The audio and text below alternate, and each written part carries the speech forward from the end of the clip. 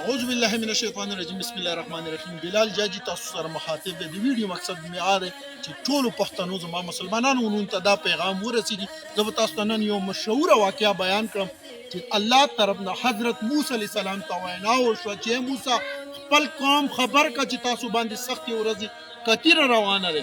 موسی علیه السلام خپل قوم خبر کو دغه قوم په خپلو کورونو دیوالونو کې سروي وکړلو چې د یو بل مدد په سختو ورځو کې وکړو چې دا سختې ورځې تېرې شي. سختې ورځې تېرې شوې. موسی علیه السلام الله نه چې یا الله ورته وایي چې ای موسی ستا قوم چې ما وکتو چې د یو بل باندې رحم وکړو د یو بل مدد یې کولو ما په هغې باندې رحم وکړو. سختې ورځې مې پرې رانه وستې. زموږ پښتانه نن سبا وخت کې سرکار طرف ته 2 روپۍ شی ګران شي دې به 100 روپۍ تر 100 روپو پورې به شی ګرانوي. دا زموږ تاسو عملونه دي. ځان ته وایي مسلمانان نوره د یو بل خپې وخلو. د کومه کتي د کومه مینګۍ چې موږ تاسو باندې خاص کر پاکستان ایشیا ملکونه افغانستان بنگلاديش چې څومره ایشیا ملکونه دي په مسلمانانو باندې له کوم حالات روان دي دا زموږ تاسو عملونه دي. موږ تاسو عملونه ټیک نه کړو د یو بل مدد ونه کړو یو بل ته خبره ونه کړو یو بل ښه ونه غواړو.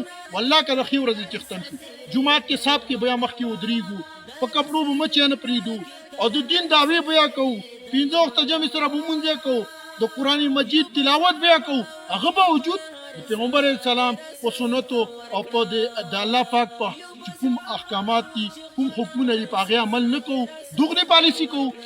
ایماندارو تر څو پورې به دا کوو.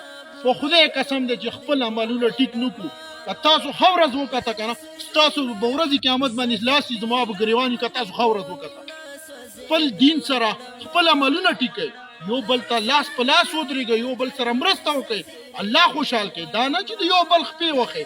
دا نن چې کومه مینګۍ راغلې دی کومه کتي راغلې پیسې ورکوه وړه نه میلاوي. نو دا زما ستا مالونه دي دا پیسې اخر په کار نه راځي. الله طرف ته به دا هر څه در باندې بند شي بیا به څه کوئ خاورې به خورئ. د ویډیو مقصد مې دا دی چې نن زه چا کره میلمه یم په کلي کې د هغې په چت کې وګوره دا واوره پرته دی. ما سره دا احساس دی په زندګۍ مې پهله ځل دا واوره لړه کړه. کله چې دلته ما وخوړل ومسکل د بحثیت یو مسلمان وکړه زه یم چې زه هغه سره مدد وکړم.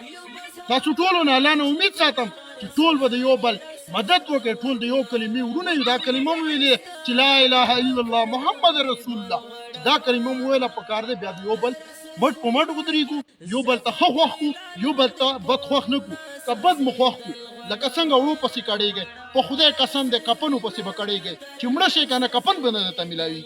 الله نه امید ساتم زما پښتانه ورونه به دا ویډیو دې باندې بده ونه لګېږي او دې نه به دې انشاءالله عبرت واخلي. اول به زه عمل پرې وکړم بیا تاسو ټول عمل پرې وکړئ.